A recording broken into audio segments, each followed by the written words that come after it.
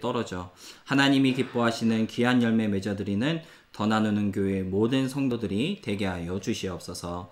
감사드리며 우리 구주 예수 그리스도의 이름으로 기도합니다. 아멘. 오늘은 히브리서 4장 16절의 말씀을 가지고 은혜로 나아가는 노력이라는 제목으로 함께 말씀을 나누도록 하겠습니다. 코로나 바이러스로 인해 이렇게 집에서 예배를 드린 지가 벌써 9주째입니다. 생각보다 시간이 아주 빨리 가고 있죠. 이제는 이렇게 모여서 예배하는 게 어색하지 않고 그리고 나름의 노하우가 생길 만큼 벌써 이 상황에 익숙해졌고 어느 정도 적응되어지고 있다라고 생각이 됩니다. 자가격리도 마찬가지인 것 같아요. 처음에는 어딜 맘대로 다니질 못해서 막 불편했는데 뭐 지금은 잘 다니지 못하는 건 마찬가지지만 막 큰 불편함을 느끼지는 못하고 있는 것 같고요. 뭐 나갈 때마다 챙겨야 하는 마스크도 이제는 필수품처럼 아무렇지 않게 챙기게 되는 것 같습니다. 물론 여러 가지로 불편한 것이 여전히 많이 있죠. 그렇지만 불편함을 계속 느끼며 불쾌하기보다는 그 불편함 자체에 적응되고 있다는 생각이 들 만큼 나름 괜찮게 생활하고 있는 것 같습니다. 코로나 사태로 인해 완전 다른 형태의 생활 패턴과 그리고 모습들이 처음에는 너무 이상했고 불편했고 또 어려움이 많았지만 우리는 그 상황에 잘 적응하고 있습니다. 혹시 죄와 벌이라는 책을 들어보신 적 있으세요? 세계적인 문학이죠. 죄와 벌을 쓴 아주 좋은 책인데 그 책을 쓴 도스토옙스키라는 사람은 인간은 무엇에나 적응하는 동물이며 또한 무엇에나 적응할 수 있는 존재다라고 말을 했습니다. 인간은 무엇에나 적응하는 동물이고 또한 무엇에나 적응할 수 있는 존재다. 도스토옙스키의 말처럼 우리는 이 환경에 금방 익숙해졌고 또 잘 적응하고 있는데요. 코로나로 인한 변화뿐만 아니라 어떤 종류의 변화이든지 간에 사람이 적응하지 못할 상황은 없는 것 같습니다. 우리 현서와 서연이만 봐도 그런 것 같아요. 유학생활이 오래된 것 같은데 계산해보니까 4개월밖에 되지 않았어요. 근데 벌써 미국 사람처럼 생활하고 있는 것 같아요. 사고 싶은 것이 있으면 혼자 알아서 마켓을 가서 사갖고 오고 산책도 다니고 밖으로 나가고 생활함에 있어서 전혀 불편함을 느끼지 못하고 있는 모습을 볼 때에 사람은 정말 적응하는데 어려움을 느끼지 않고 쉽게 적응하는 그러한 존재라는 것을 보게 되는 것 같습니다. 사람은 적응하는 능력이 아주 뛰어난 존재이고요. 그것이 무엇이든지 간에 금방 익숙해지는 어떤 잠재력을 가진 존재인 것 같습니다. 빠르게 적응한다는 것은 사실 아주 중요한 문제 중에 하나입니다. 적응하였다라는 것은요, 그 상황 속에서 내가 할 수 있는 것과 할 수 없는 것이 무엇인지를 안다는 것이고요. 무엇이 효과적이며 또 생산적인지를 분별할 수 있음으로써 최대의 이익과 유익을 얻어내는 능력이기 때문에 그렇습니다. 그래서 학교 생활에 적응하고 사회생활에 적응하고 새로운 직장이나 삶의 모습에 빠르게 적응하는 것은 아주 중요합니다. 그렇지만 반대로 적응한다는 것은요, 도태의 가능성이기도 합니다. 도태라는 말이 무슨 뜻인지 아세요? 네, 모를까봐 준비했습니다. 도태라는 말은 불필요하거나 적당하지 않은 것은 사라진다는 뜻입니다. 불필요하거나 적당하지 않은 것은 사라진다.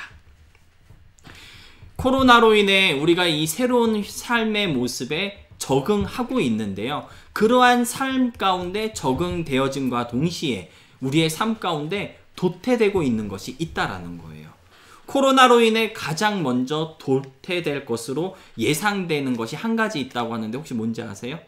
그것이 뭐냐면 바로 악수하는 문화입니다. 지금 우리가 살아가는 이 시대는요, 바이러스 감염 시대라고 그렇게 표현하는데 바이러스 감염 시대 속에서 다른 사람과의 신체 접촉은 적당하지 않은 것으로 생각되어지기 때문에 흔히 우리가 나누는 이 악수라는 문화가 금방 도태되어지고 사라지게 될 것으로 많이들 그렇게 생각하고 있습니다. 이처럼 어떤 환경에 적응한다는 것은 어떤 것이 사라질 수도 있다는 뜻입니다. 물론 그것이 좋은 사라짐일 수도 있고 나쁜 사라짐일 수도 있기 때문에 적응한다는 것이 늘 좋은 것만은 아닌 것 같습니다.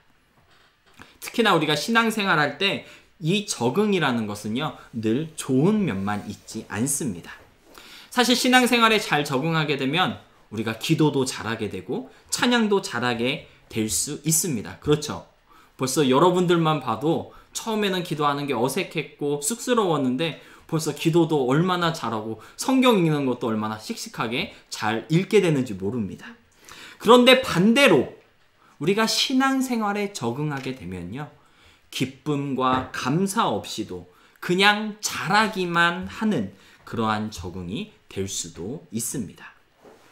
얼마 전 스쿨 처치 무브먼트의 인스타그램을 보니까 그런 글이 올라와 있더라고요. 활동이 내 신앙을 증명하지 않는다. 심오한 말 같은데 무슨 뜻일까 순간 오지 않아서 도대체 무슨 의미일까를 곰곰이 생각해 보니까 믿음 생활이 익숙해지면 신앙적인 활동은 계속할 수 있지만 오히려 믿음은 없어질 수도 있다는 그러한 뜻인 것 같더라고요. 우리가 믿음 생활에 익숙해지면 질수록 신앙 생활에 속은 비어가고 껍데기만 남는 모습이 될 수도 있다라는 것입니다. 따라서 우리는 익숙한 신앙 생활이 되지 않도록 믿음에 적응되는 믿음에 적응하는 우리의 모습을 늘 주의 깊게 살필 수 있어야 합니다. 믿음의 도태가 생기지 않도록 늘 깨어 있을 수 있어야 하겠습니다. 그런 의미에서 오늘 본문 말씀은 우리에게 아주 중요한 도전을 주고 있습니다. 우리 본문 말씀 다 같이 다시 한번 읽어보도록 하겠습니다. 함께 읽겠습니다. 시작. 그러므로 우리는 긍휼하심을 받고 때를 따라 돕는 은혜를 얻기 위하여 은혜의 보좌 앞에 담대히 나아갈 것이니라. 아멘. 저는 오늘 본문 말씀 중에서 은혜의 보좌 앞에 담대히 나아가라 라는 이 말씀이 우리에게 주시는 어떤 도전이 아닐까 그렇게 생각이 되어집니다. 은혜의 보좌 앞에 담대히 나아간다는 것은요, 무슨 뜻이냐면 현재의 은혜에 머물지 말고 현재의 은혜에 익숙해지지 말고 계속해서 새로운 은혜를 강구하라는 뜻이기 때문입니다. 이 나아가라 라는 단어를 원어로 보니까요, 현재 동사로 쓰여 있습니다. 우리 다 영어를 공부하고 있기 때문에 현재 동사가 무슨 뜻인지 잘 알고 있죠. 멈추지 말고 계속해서 은혜의 보좌를 향해 전진해야 한다는 뜻이 담겨 있다는 것입니다. 지금의 은혜에 적응하여서 감사도 없고 기쁨도 없는 신앙생활이 되지 않도록 은혜의 보좌를 향해 꾸준히 달려나아가야 하고요. 그럼으로써 날마다 새로운 은혜를 경험케 되는 우리 모두가 될 수 있기를 진심으로 소원합니다. 그렇다면 어떻게 은혜의 보좌 앞으로 나아가 새로운 은혜를 강구하는 우리가 될 수 있을까요? 이 본문을 보니까요, 긍휼하심을 받아야 한다고 말씀하고 있습니다. 이 긍휼하심을 받아야 한다는 말씀은 긍휼하심이 필요한 나라는 것을 알아야 한다는 뜻입니다. 이 긍휼이라는 말을 제가 한문으로 찾아보니까요, 불쌍히 여긴다라는 뜻이 있더라고요. 따라서 긍휼하심을 받아야 한다, 긍휼하심이 필요한 존재임을 알아야 한다는 이 말씀은요, 돌려 얘기하면 하나님께서 불쌍히 여기시는 내가 되어야 한다는 것을 깨달아야 한다는 것입니다. 잠언 28장 13절 말씀을 보니까요, 이렇게 말씀하고 있습니다. 우리 함께 읽어보겠습니다. 시작. 자기의 죄를 숨기는 자는 형통하지 못하나 자기 죄를 자복하고 버리는 자는 불쌍히 여김을 받으리라. 아멘. 이 잠언서 말씀을 보니까요, 하나님께서 긍휼히 여기시는 사람이 있다는 거예요. 하나님이 불쌍히 여기시는 사람이 있는데 그 사람이 누구이냐? 내가 죄인임을 알고 나의 죄를 고백하는 사람, 그 사람을 하나님께서는 불쌍히 여겨 주신다고 잠언서는 말씀하고 있습니다. 요즘 유튜브로 복음이란 무엇인가 라는 성경 공부를 진행하고 있는데요. 다들 잘 듣고 있죠? 네. 다음 주에는 어떤 내용을 공부할 거냐면요. 복음이란 기쁜 소식을 듣기 위해서는 먼저 나쁜 소식을 들어야 한다는 내용을 다음 주에 공부하게 될 것인데, 그런데 나쁜 소식, 우리가 먼저 들어야 하는 나쁜 소식이 무엇이냐면요. 바로 나는 죄인이라는 소식을 우리가 먼저 들을 수 있어야 합니다. 사람들이 가장 듣기 싫어하는 말이 무슨 말일까요? 나쁜 놈이라는 소리 듣는 것을 아마 가장 싫어하지 않을까 생각이 되어지는데요. 나는 죄가 있고 죄 있는 나쁜 사람이고 그래서 하나님의 은혜가 필요한 존재라는 그 뉴스를 우리가 먼저 듣고 인정해야지만 복음을 복음으로 들을 수 있습니다. 왜냐하면 복음이라는 것은요, 나쁜 놈인 우리를 구원하시는 하나님의 사랑의 소식이기 때문입니다. 오늘 본문이 우리에게 말씀하고 있는 것이 바로 이거라는 거예요. 하나님의 긍휼하심을 받아 날마다 새로운 은혜로 나아가는 사람이 되기 위해서는 나는 죄인이라는 그 사실을 우리가 날마다 인정할 수 있어야 한다라는 것입니다. 이 사실을 까먹고 살아가다 보니까 은혜가 익숙해지고 그 은혜에 무감각해져서 날마다 부어주시는 새로운 은혜가 있음에도 불구하고 더 이상 감동하지 못하고 깊이 감사하지 못하게 되는 것이죠. 은혜 자체에 적응되어서 받을 자격 없는 죄인에게 주시는 은혜라는 사실을 우리가 기억하지 못하고 있다라는 것입니다. 사랑하는 여러분, 하나님의 은혜가 필요한 긍휼히 여김 받아야 하는 죄인이 바로 나라는 것을 잊지 않을 수 있기를 부탁드립니다. 내가 죄인이라는 사실을 잃어버리게 되면요, 익숙한 은혜로 인해 우리의 믿음이 도태될 수 있다는 것을 기억하셔서 받은 은혜가 넘칠수록 죄인인 나의 모습을 좀 더 분명하고 정확하게 바라볼 수 있는 우리 모두가 될 수 있었으면 좋겠습니다. 그런가 하면 오늘 본문은요, 때를 따라 돕는 은혜가 있음을 기억하라고 우리에게 권면하고 있습니다. 여기서 때를 따라 돕는 은혜를 그리스어로 보니까요, 무슨 뜻이 있느냐면 가장 적절할 때 주시는 은혜라고 풀이하고 있습니다. 가장 적절할 때 주시는 은혜라고 헬라어 원어는 그렇게 풀이하고 있는데요. 하나님은 저와 여러분에게 삶의 행복과 평안과 안전의 은혜도 주시지만 때마다 순간마다 우리에게 필요한 보너스 은혜도 주시는 하나님이라고 본문은 소개하고 있는 것입니다. 사실 믿음 생활하면서 때를 따라 도우시는 하나님의 은혜를 경험해 보지 못한 사람은 아무도 없을 것입니다. 길지 않은 저의 삶을 되돌아볼 때 때마다 순간마다 부어주신 그 은혜가 있었기 때문에 지금 내가 이 자리에 있음을 고백하지 않을 수가 없습니다. 생각지도 못한 어려움이 수없이 많이 있었고요. 내 힘으로 어떻게 할 수 없는 문제가 참 많았습니다. 도저히 어떻게 해결해야 할지 앞이 깜깜한 적도 있었지만 그때마다 하나님은요, 신실하셨고 은혜로우셨습니다. 때를 따라 돕는 은혜가 우리의 삶 가운데 있음을 잊지 마시기 바랍니다. 이 은혜를 기억할 때 우리가 은혜를 더욱 기대할 수 있게 되고요. 익숙해지는 그 실수를 범하지 않을 수 있습니다. 익숙함에서 벗어날 수 있게 된다는 것입니다. 왜냐하면 때를 따라 돕는 은혜는요, 하나님께서 우리에게 주시는 서프라이즈한 은혜이기 때문입니다.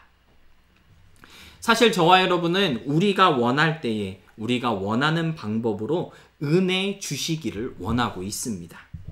그럴 때마다 그런데 때를 따라 돕는 은혜는요, 우리가 원하는 때에 우리가 원하는 방법으로 주시는 은혜가 아니고 하나님이 원하시고 하나님이 정해 놓으신 때에 주시는 은혜라고 오늘 본문은 말씀하고 있습니다. 사실 우리가 기도한다고 해서 하나님이 다 들어주시는 것은 아니겠죠. 열심히 기도했고 간구했음에도 불구하고 들어주시지 않는 기도들이 분명히 있습니다. 제가 지난 10월에 목사 안수를 받고 정말 마음을 다해 기도한 것이 몇 가지 있습니다.